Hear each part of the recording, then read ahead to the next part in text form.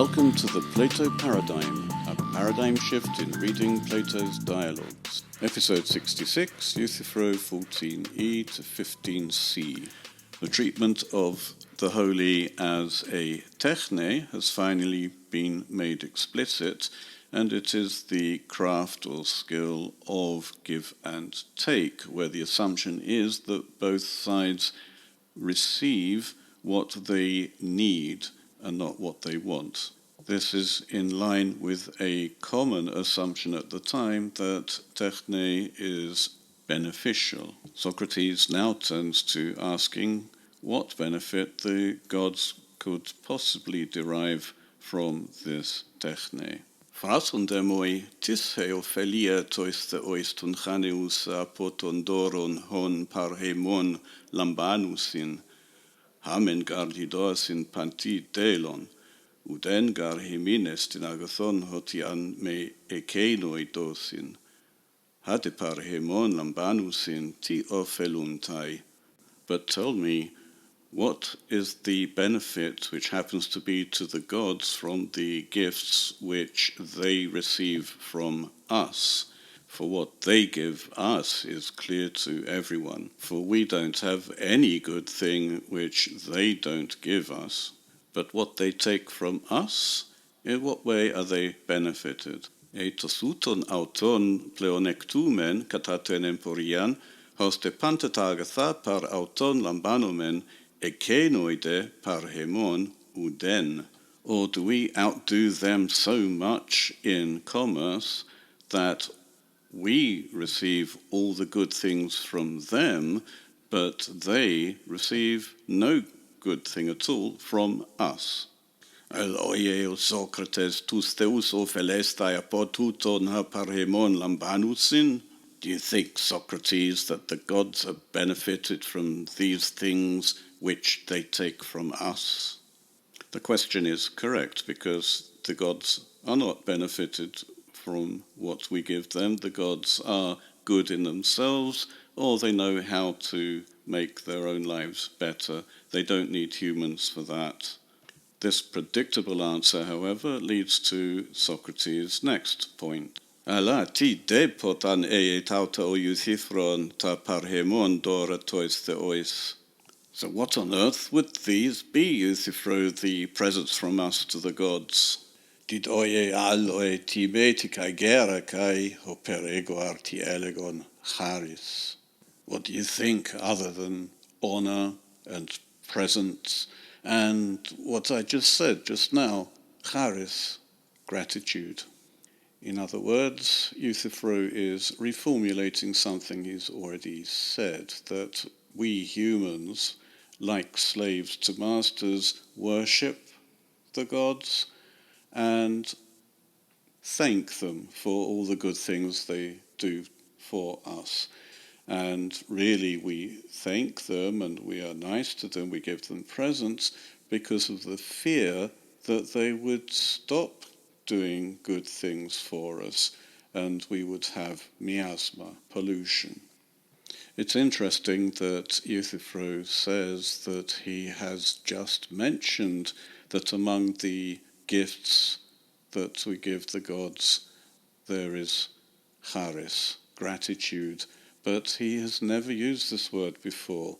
Some time ago he used a word which does sound a bit similar to CHARIS, and that is keCHARISmena, but that does not mean gratitude, that means things which are pleasing. So Euthyphro, probably because of the similarity in words, identifies giving pleasing things to the gods with giving them gratitude. This identification isn't lost on Socrates. keCHARISmenon ara estino Euthyphron tohosion aluchio phelimon ude philon tois theois. Oimai ego ge panton ge malista philon. So the holy Euthyphro is something pleasing and not beneficial or dear to the gods. I think that it is above all things dear. This is exactly what Socrates thought, Euthyphro would say. This is why Socrates himself suggested that the pleasing wasn't what was dear to the gods.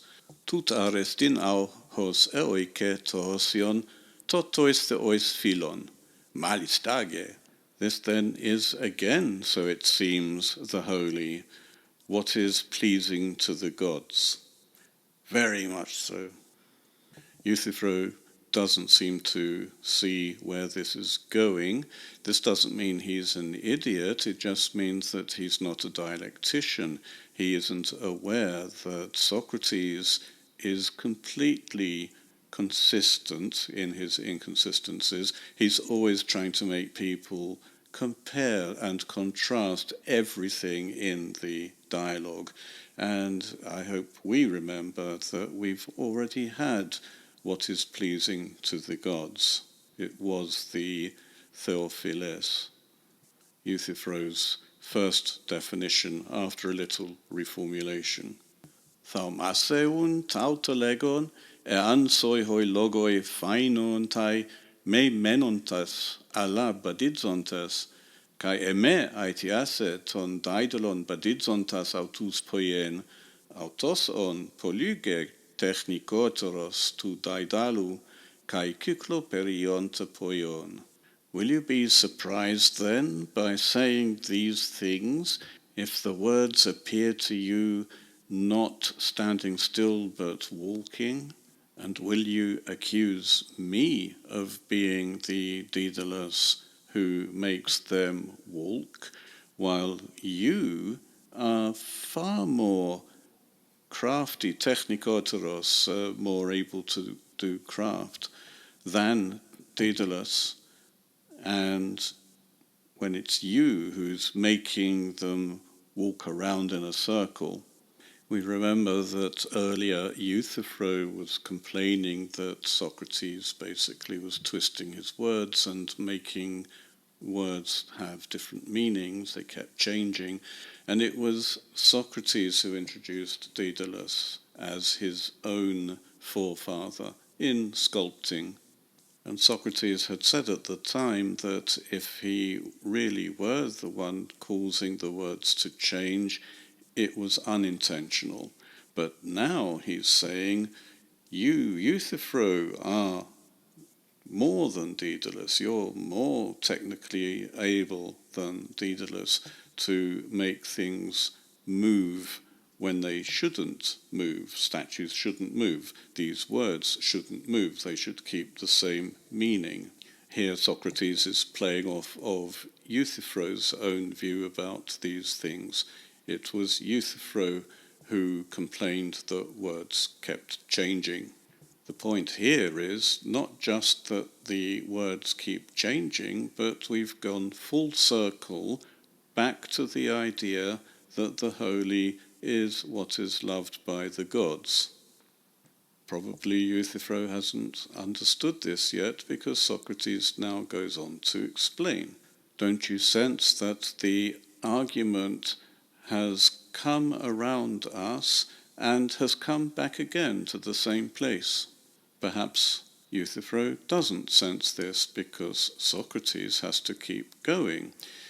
Memne sai garpu, hoti ento prosten, tote hosiod kaito theophiles, utauton hemin ephane, al hetera elelon. For you no doubt remember that in the former argument, both the holy and the God-beloved appeared to us not to be the same, but different from each other. Eu memnesai, ego ge. Don't you remember? I do. Euthyphro probably doesn't remember that when Socrates first pointed out that the holy was not the God-beloved and the God-beloved was not the holy, at the time, at the end of the first argument, Euthyphro still didn't understand. He asks, how's that possible?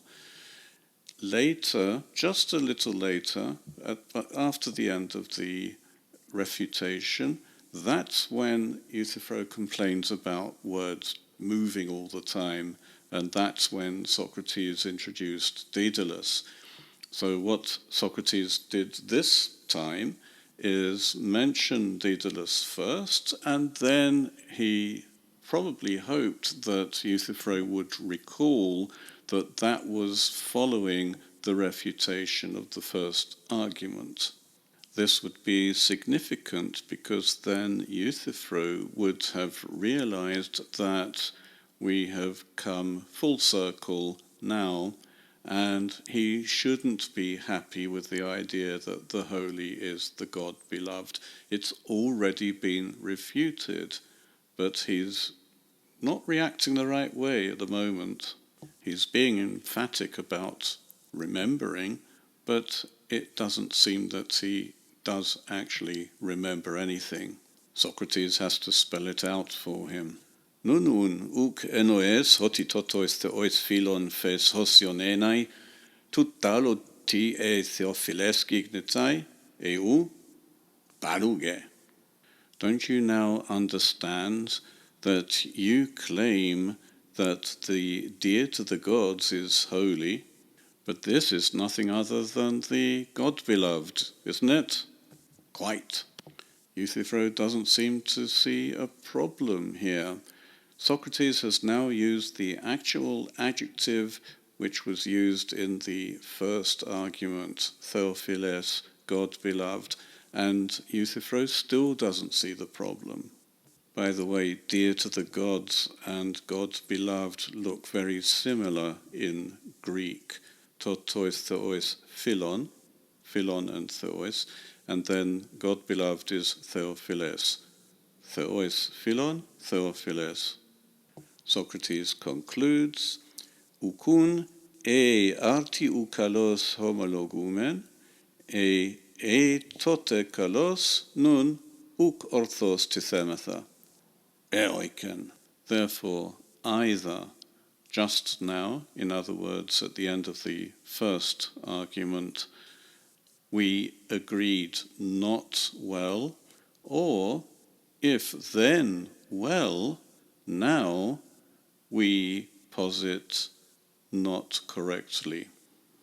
So it seems it's not clear what they shouldn't have agreed to in the first argument. Should they not have agreed to the definition itself, or should they not have agreed to the refutation?